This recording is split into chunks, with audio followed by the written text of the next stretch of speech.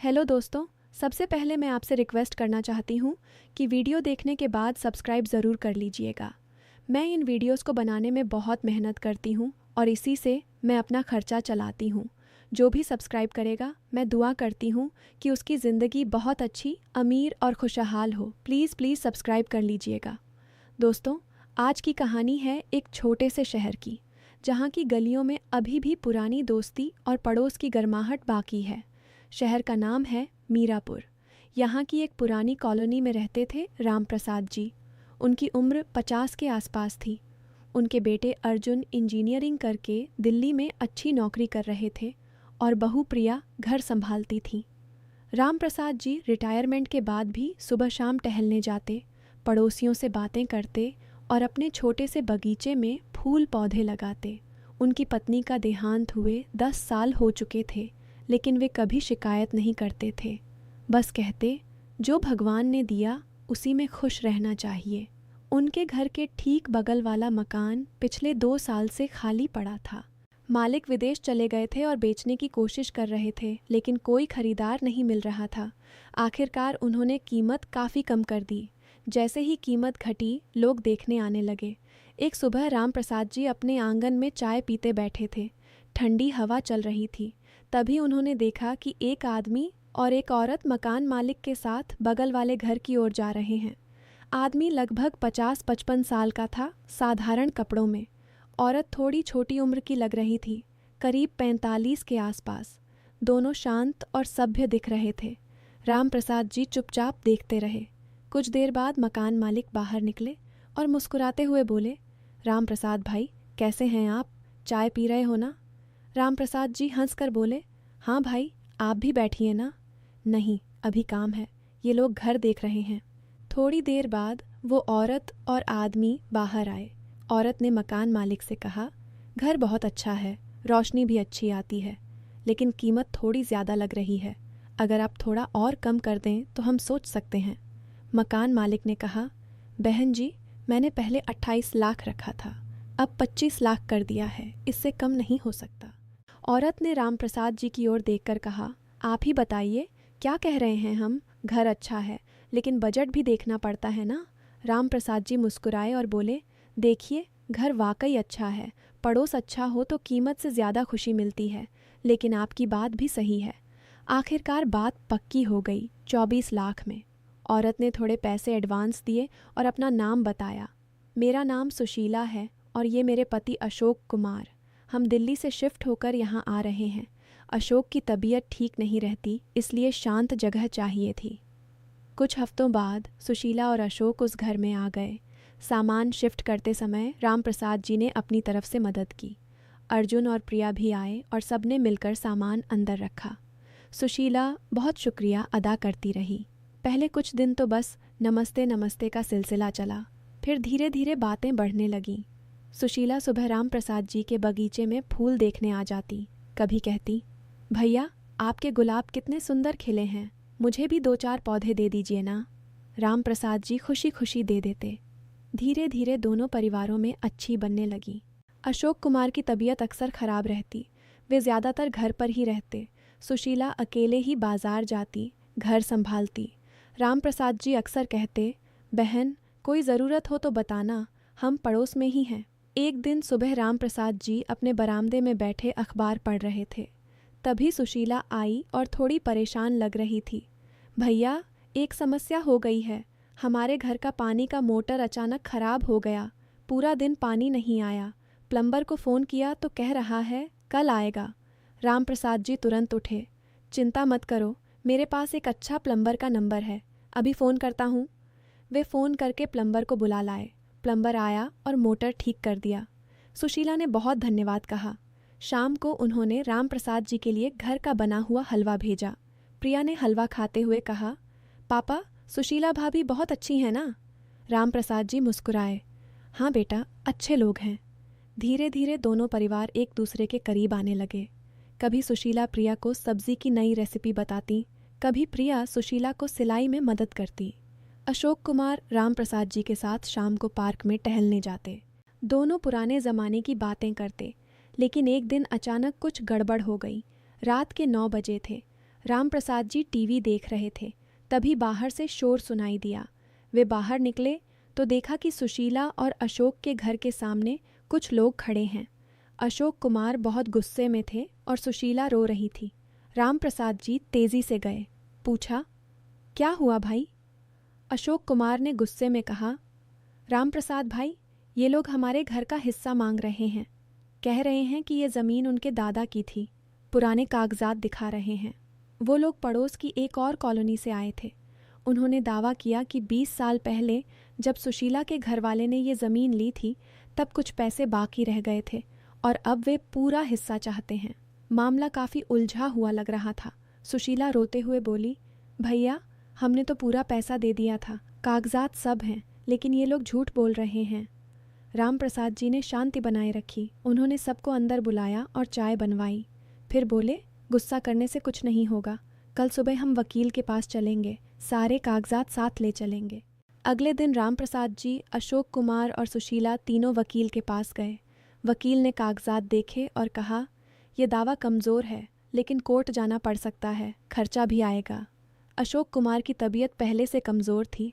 इस तनाव से उनकी हालत और बिगड़ने लगी। वे रात को नींद नहीं ले पाते। सुशीला दिन रात उनकी देखभाल करती और साथ में इस लड़ाई से भी जूझ रही थी। रामप्रसाद जी ने घर पर प्रिया और अर्जुन से बात की। अर्जुन ने कहा, पापा, आप ज़्यादा मत उलझो, लेकिन अगर मदद चाहिए तो बताना। रामप्रसाद जी ने जवाब दिया, बेटा, पड़ोस की मदद करना हमारा फ़र्ज़ है। धीरे धीरे मामला कोर्ट में चला गया। सुनवाई शुरू हुई। सुशीला और अशोक को हर हफ्ते कोर्ट जाना पड़ता। खर्च बढ़ने लगा। अशोक की दवाइयों का खर्च भी था। सुशीला कई बार रामप्रसाद जी से पैसे उधार लेने लगी। रामप्रसाद जी बिना कुछ कहे देते। एक दिन शाम को सुशीला उनके घर आई। आंखें सूजी हुई थीं। भैया, आज कोर्ट में फिर तारीख लग गई। अशोक जी की तबीयत बहुत ख़राब है। डॉक्टर ने कहा है आराम की ज़रूरत है, लेकिन कैसे आराम करें, पैसों की भी टेंशन है। रामप्रसाद जी ने उन्हें बैठाया और बोले, सुशीला बहन, घबराओ मत, भगवान सब ठीक करेगा। जितना हो सके मैं मदद करूँगा। सुशीला रो पड़ी, भैया, आप जैसे पड़ोसी मिलना हर किसी के नसीब में नहीं होता। समय बीतता गया। कोर्ट के चक्कर, तनाव और खर्चे से अशोक कुमार और कमज़ोर होते गए। एक रात अचानक उनकी तबीयत बहुत बिगड़ गई। रामप्रसाद जी और प्रिया उन्हें अस्पताल ले गए। डॉक्टरों ने जांच की और कहा कि हार्ट की समस्या है। इलाज चला, लेकिन खर्च बहुत ज़्यादा हो रहा था। सुशीला के पास पैसे ख़त्म हो चुके थे। उन्होंने रामप्रसाद जी से फिर मदद मांगी। रामप्रसाद जी ने अपने कुछ पुराने जमा पैसे निकाले और दे दिए। अशोक कुमार अस्पताल से ठीक होकर आए, लेकिन डॉक्टर ने सख्त आराम की सलाह दी। अब घर का सारा बोझ सुशीला पर आ गया था। वे सुबह से शाम तक काम करतीं, अशोक की देखभाल करतीं और कोर्ट के लिए भी तैयार रहतीं। रामप्रसाद जी रोज़ सुबह उनके घर जाकर पूछते, बहन, आज कैसा है अशोक भाई का हाल, कुछ चाहिए तो बताना। धीरे धीरे सुशीला का विश्वास रामप्रसाद जी पर बढ़ता गया। वे उन्हें भैया कहकर पुकारतीं और सारी परेशानियां बतातीं। रामप्रसाद जी भी उन्हें बहन कहकर संभालते। कोर्ट की एक सुनवाई में अचानक ट्विस्ट आया। विरोधी पक्ष के वकील ने पुराने कागजात पेश किए जिनमें कुछ गड़बड़ी दिख रही थी, लेकिन रामप्रसाद जी ने पहले से ही एक पुराने पड़ोसी को गवाह के रूप में तैयार किया था, जो 20 साल पहले की बात जानता था। उस गवाह ने कोर्ट में सच्चाई बयान की कि सुशीला के परिवार ने पूरा पैसा समय पर दिया था। जज ने केस को देखा और फैसला सुशीला के पक्ष में दे दिया। घर उनका ही रहा। कोर्ट से बाहर निकलते समय सुशीला रो पड़ी। उन्होंने रामप्रसाद जी के पैर छूने चाहे, लेकिन रामप्रसाद जी ने उन्हें रोका और कहा, बहन, ये क्या कर रही हो, हम तो सिर्फ पड़ोसी हैं। अशोक कुमार भी बहुत भावुक हो गए। बोले, रामप्रसाद भाई, आपने हमारा घर बचाया, हम कभी नहीं भूलेंगे। लेकिन खुशी ज़्यादा दिन नहीं टिकी। कोर्ट जीतने के 2 महीने बाद अशोक कुमार की तबीयत फिर बिगड़ गई। इस बार स्थिति ज़्यादा गंभीर थी। अस्पताल में भर्ती कराया गया। डॉक्टरों ने कहा कि अब ज़्यादा उम्मीद नहीं है। सुशीला दिन रात अस्पताल में रहती। रामप्रसाद जी और प्रिया भी बारी बारी से उनके साथ रहते। अर्जुन भी दिल्ली से आ गया। एक शाम अशोक कुमार ने सुशीला का हाथ पकड़ा और कमज़ोर आवाज़ में कहा, सुशीला, मैं चला जाऊंगा, तुम अकेली मत रहना। रामप्रसाद भाई जैसे लोग जीवन में कम मिलते हैं, उनका साथ कभी मत छोड़ना।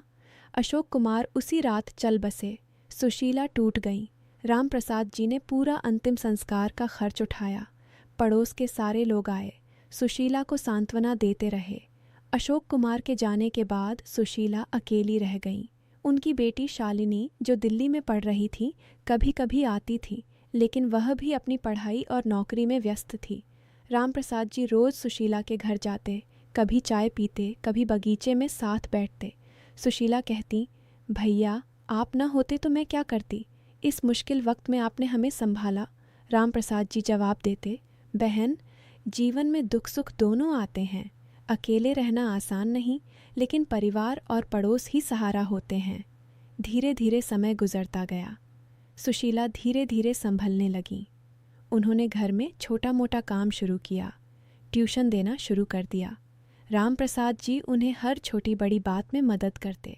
कभी बाजार से सामान लाते, कभी डॉक्टर के पास ले जाते। एक दिन शाम को दोनों बगीचे में बैठे थे। सुशीला ने कहा, भैया मैंने सोचा है कि अब मैं अकेली नहीं रहना चाहती, लेकिन समाज क्या कहेगा, मेरी उम्र, आपकी उम्र। राम प्रसाद जी ने शांति से कहा, सुशीला बहन, समाज तो हमेशा कुछ न कुछ कहता रहता है, लेकिन सच्चाई ये है कि दो अकेले दिल अगर एक दूसरे का साथ देकर जीवन को आसान बना सकें तो इसमें गलत क्या है। लेकिन फैसला जल्दबाजी में नहीं लेना चाहिए। पहले अपने बच्चों से बात करो। मैं भी अर्जुन और प्रिया से बात करूँगा। दोनों परिवारों में बात हुई। अर्जुन और प्रिया ने कहा, पापा अगर आप खुश हैं तो हमारा पूरा समर्थन है। सुशीला आंटी बहुत अच्छी हैं। शालिनी भी अपनी माँ का दर्द समझती थी। उसने कहा, मम्मी आप अकेली मत रहो, अंकल अच्छे इंसान हैं। आखिरकार दोनों परिवारों की सहमति से राम प्रसाद जी और सुशीला ने साधारण तरीके से निकाह नहीं, बल्कि एक साधारण पारिवारिक समारोह में एक दूसरे का साथ निभाने का फैसला किया। कोई भव्य शादी नहीं, बस दोनों परिवारों ने मिलकर एक छोटा सा फंक्शन रखा जिसमें पड़ोसी और रिश्तेदार आए। नई जिंदगी शुरू हुई।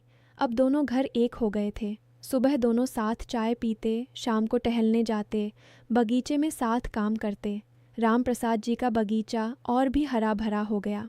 सुशीला की हंसी वापस लौट आई। कुछ साल बाद शालिनी की शादी हुई।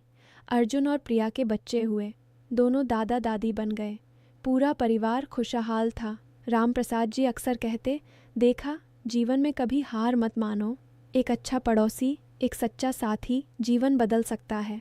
लालच, झूठ और लड़ाई से कुछ नहीं मिलता। मदद, विश्वास और इंसानियत से ही जिंदगी सुंदर बनती है। सुशीला मुस्कुराकर कहती, और सबसे बड़ा सबक ये है कि अकेलेपन को कभी हार मत मानो। सही वक्त पर सही इंसान मिल जाता है।